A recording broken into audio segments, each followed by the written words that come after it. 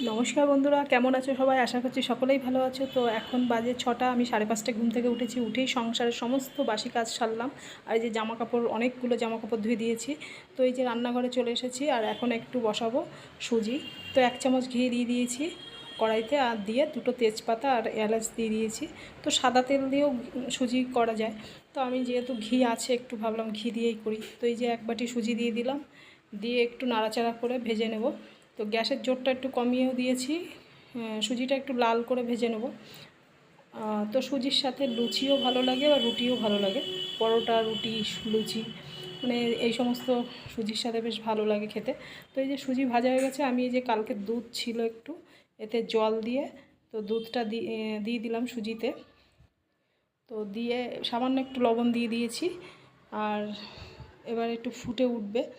তো গ্যাসের জোরটা বাড়িয়েও দিয়েছি। তো একটু রুটি করব সুজির সাথে খাওয়ার জন্য, আর এদিকে একটু চিনি দিয়ে দিলাম। তো চিনিটা, মিষ্টিটা দেখে নেব, তারপর আবার আর একটু চিনি দেবো। তো এই যে ফুটে উঠলে সুজিটা হয়ে যাবে, মানে একদম সিম্পলভাবে ঘরোয়া পদ্ধতিতে আমি সুজিটা করে নিলাম। তো অনেক দিনই সুজি খাওয়া হয় না রুটি দিয়ে। তো এই যে দেখো সুজিটা হয়ে গেছে। তো এর সাথে একটু রুটি করব, আর একটু ওদের জন্য আলু ভেজে নেব। আমার তো সুজি আর রুটি হলে আর কিছুই লাগে না।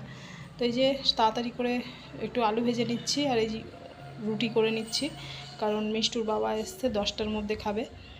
তো সমস্ত কাজ করতে করতে এত বেলা হয়ে গেল। যাই হোক, তাড়াতাড়ি করে দিচ্ছি। আলু ভাজাটা একটু তাড়াতাড়ি হবে বলে আলুটাই ভাজছি, কোনো তরকারি আর করলাম না। তো সুজি আর রুটি আর আলু ভাজা। তো ওর বাবাকেই আগে দিয়ে দিচ্ছি। তো অন্যদিন ভাত করি, আজকে আর ভাত করিনি, যেহেতু কালকে নিরামিষ একাদশী আছে। তো আজকে নিরামিষ খাবো, কালকে একটু উপোস থাকবো।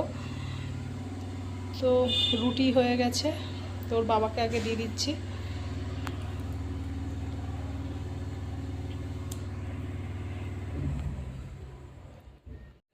তো রুটি খাওয়ার পরে তারপরে একটু রান্না করব, বলতে ওই একটু ডাল করব, আর একটু কিছু ভাজা বা বাঁধাকপি আছে, বাঁধাকপিও করতে পারি।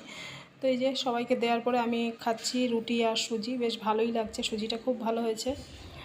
তো আজকের মতো ভিডিওটা আমি এখানেই রাখছি। তোমাদের সাথে আবার দেখাবে নতুন ভিডিও নিয়ে।